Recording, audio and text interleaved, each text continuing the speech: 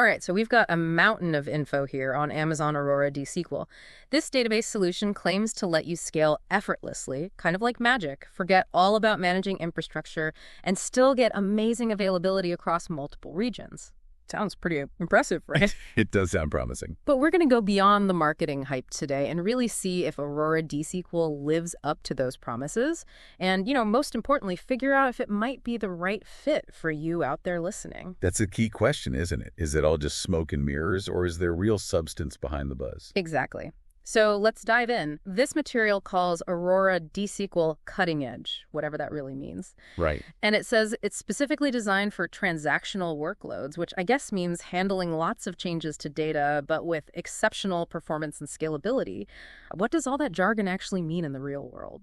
Well, the beauty of Aurora DSQL is how it brings together that structured world of a relational SQL database with the flexibility and the hands-off nature of a serverless approach. You get the best of both worlds, the organization and querying power of SQL, combined with the easy scaling and minimal upkeep of serverless. Okay, so it's not just some niche thing for tech wizards. Not at all. What kind of real-world applications are we talking about here? Give us some examples. Definitely not just keeping track of your grocery list. Okay, good. I was worried for a second. Think more along the lines of a busy e-commerce platform, the kind that's processing thousands of orders every minute. Or financial systems where you've got constant transactions flying back and forth. Yeah. Or even in online gaming environments where you've got millions of actions happening every second.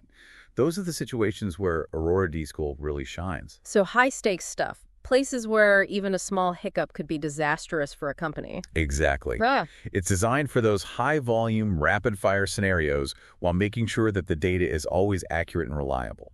No pressure, then. But what about businesses that aren't quite at that massive scale yet? The material mentions it being suitable for businesses of all sizes. Does that mean a small startup with limited resources could realistically use Aurora DSQL? Or would they be better off with something simpler, maybe even, just a spreadsheet? Absolutely. A startup could use it effectively. And that's a testament to the power of its serverless architecture and how it can scale. It expands or shrinks effortlessly based on what you need, almost like how a ride-sharing app only sends out drivers when there's demand. Okay, so no wasted resources. You only pay for what you're actually using, which is a huge plus for startups and smaller companies that are really watching their budget. Makes sense. So Aurora DSQL sounds pretty good so far, but the world is full of database options. It is a crowded space, that's for sure. What makes Aurora DSQL really stand out? There's got to be something that gives it an edge. Well, there are several features that make it really compelling. Let's start with that serverless architecture we keep talking about. Imagine this. You're throwing a dinner party.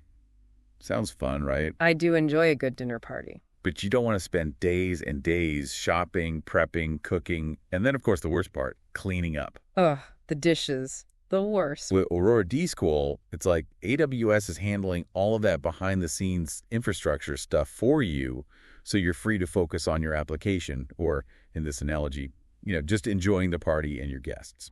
I can definitely get behind that analogy, especially the part about someone else doing the dishes. But let's be real for a second. When you're dealing with critical data, like those financial transactions we were talking about earlier, reliability is paramount. What happens if there's an outage? Is my data safe? Can I still get to it? You're absolutely right. That's a crucial consideration. And Aurora DSQL addresses it head on. It has a 99.95% uptime for large single-region applications, which is insanely high. Wow, that's like Think of it like your car. You want it to start every time you turn the key, right? every single time. With Aurora DSQL, they've engineered it to be as reliable as possible, making sure your data is there when you need it. Okay, that is reassuring. But let's say my business isn't just limited to one region. What if I've got users or customers all over the globe? How does Aurora DSQL handle that kind of global reach? And that's where multi-region support comes into play. Aurora DSQL lets you distribute your data across multiple regions. So that means you can have a copy of your data closer to your users, wherever they happen to be. Okay, so if I've got customers in Europe and Asia, their data can actually be stored in a data center in Europe or Asia. So that would mean much faster response times for them, right? Like you got it. It's like having local branches of your business, but for your data. I like that. A data branch. This not only reduces latency, which makes for happier users, but also strengthens disaster recovery.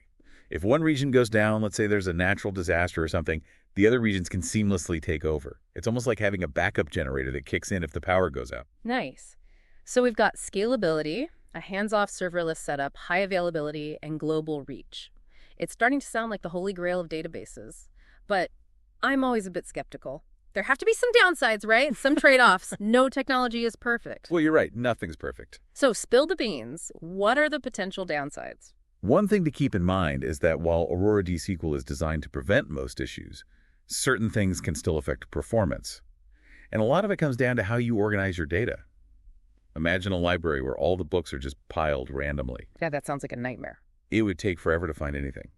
Similarly with Aurora DSQL, if you've got what's called a hot write key situation, where tons of requests are hitting the same piece of data all at once, it can create bottlenecks. So it's not completely foolproof, but it sounds like Aurora DSQL at least gives you the tools and strategies to avoid those pitfalls. What are some of those strategies? How do you actually optimize performance?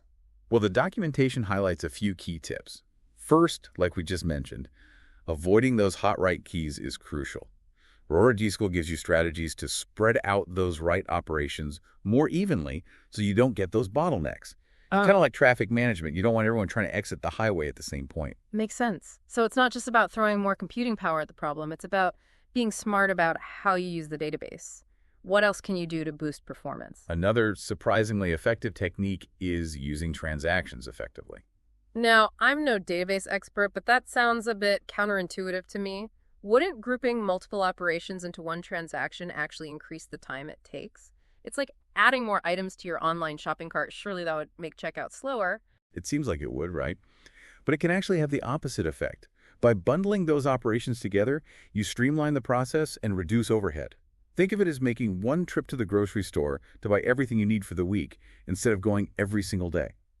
Aurora DSQL also encourages you to use what they call read-only transactions whenever possible, which further improves performance. Okay, so transactions are our friends, not foes in this case. Got it. Anything else in terms of squeezing out that extra performance? Yes. One more key technique is making the most of what's called in-region reads. Even for transactions that involve both reading and writing data, Aurora DSQL is designed to keep those read operations within the same region where that data is actually stored. So even if I'm updating some data in, say, the US East region, if someone else is reading that same data from the same region, it's still going to be super fast. Precisely. And this is especially important for those multi-region deployments we talked about, where latency can be a real headache. It's all about optimizing the flow of data for the snappiest performance possible. All right, so we've covered speed and efficiency, which is awesome. But what about consistency and reliability? How does Aurora DSQL make sure my data is accurate and up to date, especially in a multi-region setup where you've got changes happening all over the place? This is where things get really interesting. Aurora DSQL uses something called snapshot isolation to make sure that your data is always consistent, even when there's a ton of activity going on. Snapshot isolation? That sounds pretty technical. Can you break that down for me, and more importantly for our listeners who might not be database gurus? Imagine you're editing a document. You don't want anyone else messing with it while you're working, right? Nope, definitely not. Snapshot isolation is like creating a temporary private copy just for you. Your changes only become visible to others once you're done and you've saved them. That way, everyone always sees a consistent, up-to-date version. Okay, I'm starting to get it. So no matter what chaos is happening behind the scenes, my data is always going to be accurate and trustworthy. That's the goal. Aurora DSQL strives for what they call strong consistency, which means that all reads reflect the most current data. And this holds true even across multiple regions. Think of it like a live sports score. You want everyone to see the same real-time updates no matter where they're watching the game. Yeah, you don't want to be celebrating a goal that never actually happened. Exactly. No phantom goals here. That's impressive. It seems like they've thought of everything with Aurora DSQL. But I'm curious, in what real-world situations would this type of database truly be a game changer? When would someone say, you know what, we need Aurora DSQL? Well, the documentation outlines a few key use cases. For starters, it's a great fit for smaller applications, even those that are handling hundreds or thousands of requests every second. So picture a startup that's experiencing that hockey stick growth, but they're still operating within a single region. Aurora DSQL could give them the performance and reliability they need without the hassle of managing their own complex infrastructure. Exactly. But what about those larger, more demanding applications? The ones that are handling thousands or even tens of thousands of requests per second? Could Aurora DSQL keep up? Yeah, that's a good question. That's a lot to handle. Absolutely it can. Even as your business grows and the traffic explodes, Aurora DSQL is designed to handle that pressure. And it does all that while maintaining that impressive 99.95% availability we talked about earlier. So it can grow alongside your business. Yeah. It's fantastic. What about companies that operate on a truly global scale? The ones with users all over the world. Well, for those truly global applications where low latency and high availability are mission critical, we're talking make or break stuff here, Aurora DSQL's multi-region capabilities make it an ideal choice. Remember that local branch for your data idea we discussed? Yeah. That really shines in this scenario, ensuring fast, reliable access for users no matter where they are on the planet. Wow, this is a lot to digest. It sounds like whether you're a small startup, a massive enterprise, or a global powerhouse, Aurora DSQL has something to offer. That's the key takeaway here. It's a flexible solution that can meet the needs of a really wide range of applications and businesses, adapting to their unique requirements. Before we plunge even deeper into the world of Aurora DSQL, we want to hear from you, the listener. What are your first impressions? What questions are popping into your head right now? Hold on to those thoughts because we'll be right back to unravel even more of the mysteries of Amazon Aurora DSQL. Welcome back. All right, so we've covered a lot of ground already with Amazon Aurora DSQL. We've talked about the basic features, those performance optimization tricks, even touched on use cases. We know it scales well, has that cool serverless setup, and how it can handle those super important financial transactions with rock-solid reliability. But I kind of feel like we've only scratched the surface. Is there more to this Aurora DSQL iceberg? You're absolutely right. We've painted a pretty picture. But to truly appreciate the power of Aurora DSQL, we need to take a closer look at some of the more, let's say, specialized features that it offers. Okay, I'm ready to go deeper. Lead the way. What's next on our Aurora DSQL adventure? Let's talk about something called Global Database. Now, this feature allows you to create a single unified database, but it's spread across multiple AWS regions around the world. Hold on a sec. Didn't we already cover multi-region support back when we were discussing how Aurora DSQL can handle those global users? What's the difference here? That's a sharp observation. While multi-region support lets you have those copies of your data in different regions, Global Database takes it a step further. Think of it this way. It creates one logical database that encompasses all those regions, almost like a virtual headquarters for all of your data. This means you can write data to any region, and those changes are automatically synced across all the other regions. Okay, so let's say a company has offices in North America, Europe, and Asia, and they all need access to the same database. With Global Database, it's like they've got a direct, high-speed connection to the same central hub, regardless of where they're physically located. Exactly. It's like everyone's on a team video call, but everyone's perfectly in sync, even though they're joining from different time zones. Global Database simplifies data management, and it ensures that everyone in the organization is working with the most up-to-date info. And you mentioned it also strengthens disaster recovery. So if an entire region goes down, the other regions can just pick up the slack like nothing even happened. That's the idea. It's like having multiple backup singers ready to jump in if the lead vocalist loses their voice. With Global Database, you have this redundancy and resilience that's absolutely critical for those businesses that can't afford any downtime whatsoever. This is seriously powerful stuff, but I have to admit, my brain is starting to hurt a little. I imagine setting up and managing a global database like this has got to be super complex, right? You'd think so, wouldn't you? But that's where Aurora DSQL truly shines. It handles all that complicated stuff behind the scenes so you don't have to. You simply define the regions you want to include, and Aurora takes care of replicating the data, managing failover, and just making sure everything is running smoothly. It's like having a team of expert stagehands, setting up the lights, the sound, and the scenery so you can focus on delivering that show-stopping performance. Okay, so global database is definitely a game changer for companies operating at that global scale, but I have a sneaking suspicion we're not done yet. Are there any other hidden gems in Aurora DSQL just waiting to be discovered? You're right. We've got more to uncover. Another key feature that often flies under the radar is its parallel query processing capabilities.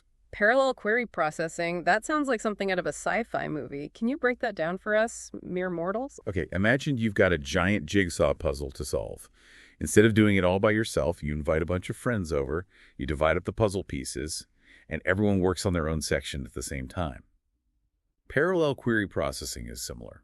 Aurora DSQL can split a complex database query into smaller chunks and then distribute those chunks across multiple processing units. So instead of running one massive query that could take forever, it's like breaking it down into smaller, more manageable tasks that can all be tackled simultaneously. That's it. This dramatically reduces the time it takes to get results, especially for those analytical workloads where you're sifting through mountains of data. Now that's something I can get behind. As someone who spent countless hours waiting for those slow database queries to finish, anything that speeds things up is a big win in my book. Absolutely. And for those data-driven organizations, this is huge. It allows them to gain insights from their data faster, which means they can make quicker and more informed decisions. So we've got global database for seamless worldwide operations and parallel query processing for lightning-fast data crunching. What other tricks does Aurora DSQL have up its sleeve? What about security? In today's world, data breaches are a constant threat. How does Aurora DSQL protect all that sensitive information? You're right. Security is paramount, and Aurora DSQL takes it very seriously. It offers a whole suite of features to safeguard your data, including encryption, network isolation, and integration with AWS Identity and Access Management, or IAM. Okay, let's unpack those one by one. First up, encryption. Does Aurora DSQL encrypt my data both when it's stored and when it's actually being transmitted? Yes, it encrypts your data both at rest, meaning when it's sitting on those physical storage disks, and in transit, meaning when it's moving across those networks. It's like sending a super secret message in a long briefcase, accompanied by armed guards. So even if someone manages to intercept the data, it's just gibberish without that decryption key. Exactly. Now, what about network isolation? How does Aurora DSQL prevent those unauthorized folks from the outside world from getting in? Great question. Aurora DSQL isolates your database instances within a virtual private cloud, or VPC, which acts like a digital fortress. Only authorized traffic is allowed in. Think of it as a high-security perimeter fence with guards checking credentials at the gate. Okay, so it's like Fort Knox for your data. What about this IAM integration you mentioned? How does that fit into this security picture? Well, IAM, which stands for Identity and Access Management, allows you to control exactly who has access to your database and what they can do with it. It's like assigning different security clearances to employees based on their roles and responsibilities. You can grant specific permissions to different users or groups, ensuring that only authorized personnel can access those sensitive parts of the data. So it's not just about keeping the bad guys out. It's also about making sure the right people have the right level of access within the organization. Precisely. It's all about striking that balance between security and usability. You don't want to make it so secure that it's impossible for people to get their work done.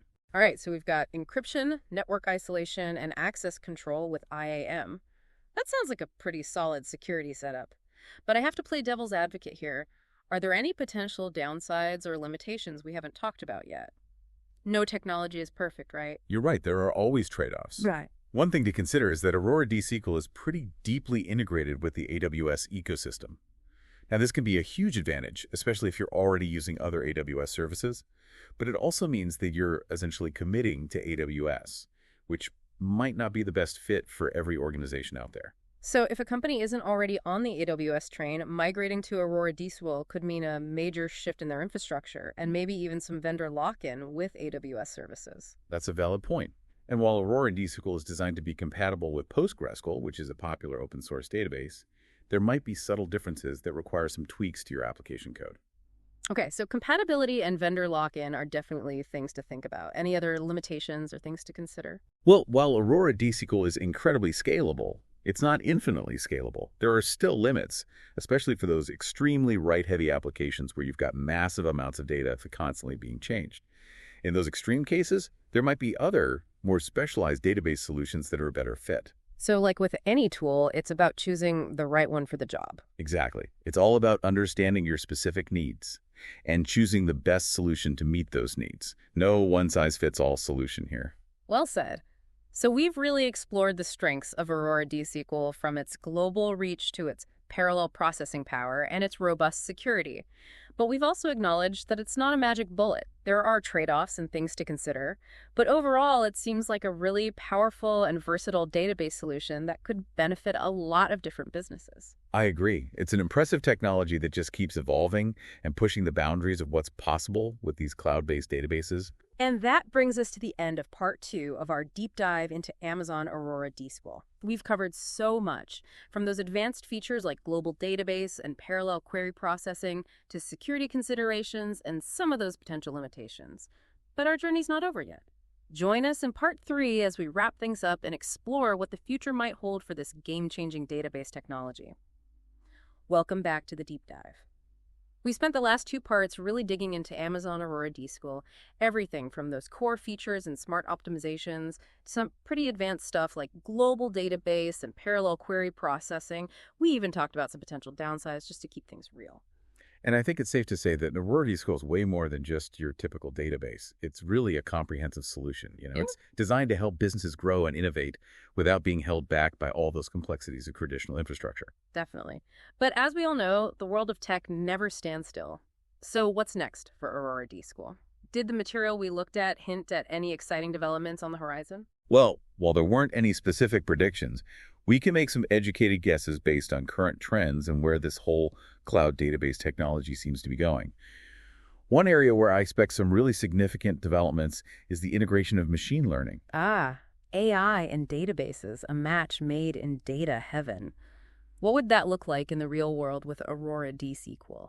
Just imagine features that could automatically fine-tune the database for optimal performance. Oh, that's cool. Or maybe optimize queries on the fly, like as they're actually being executed. Or even predict potential bottlenecks before they even happen. So the database could basically learn from its own activity and then make adjustments, all without any human intervention. Exactly. It'd be like having a self-driving car for your data. I like it. Another area that's ripe for innovation is serverless computing. We already talked about how Aurora DSQL uses that serverless architecture, but I think we'll see an even tighter integration with serverless platforms in the future. So, okay, paint a picture for our listeners. Let's say your application suddenly gets slammed with a huge surge in traffic, totally unexpected. With this deeper serverless integration, Aurora DSQL could just automatically scale up its resources to handle that load. It'd be like summoning a whole fleet of ride-sharing cars to meet that spike in demand. And then, just as smoothly, it could scale back down when things calm down. You got it. You only pay for what you need when you need it. Maximizing efficiency, minimizing costs. Of course, we can't forget about security. Cyber threats are only getting more sophisticated, right? Oh yeah, it's a constant arms race. So I fully expect Aurora DSQL to keep upping its game in terms of those security features. Things like even stronger encryption algorithms that would make even the best code breakers out there sweat, or more robust intrusion detection systems that can spot those sneaky hackers faster than you can blink. And of course, even tighter integration with those cloud-based security services that provide multiple layers of protection. You want to make it like an impenetrable fortress. Exactly. Protecting that sensitive data is a never-ending battle. And Aurora DSQL seems to be committed to staying ahead of the bad guys. And on a more, practical level, I think we'll see more focus on those tools and features that make it easier for not just developers, but also those non-technical users to actually work with the database. So things like really intuitive interfaces, that Yeah. feel more like using a familiar app on your phone. Right. Maybe streamlined workflows that guide you through those more complex tasks. And even perhaps some low-code or no-code solutions, the ones that empower anyone to work with data effectively, regardless of their technical skills. You got it. The goal is to make data-driven decision-making accessible to everyone, not just those with deep technical expertise. Data for the people. I love it. All right, so it sounds like the future of Aurora DSQL is pretty bright, with a ton of really cool possibilities on the horizon. But let's take a step back for a second.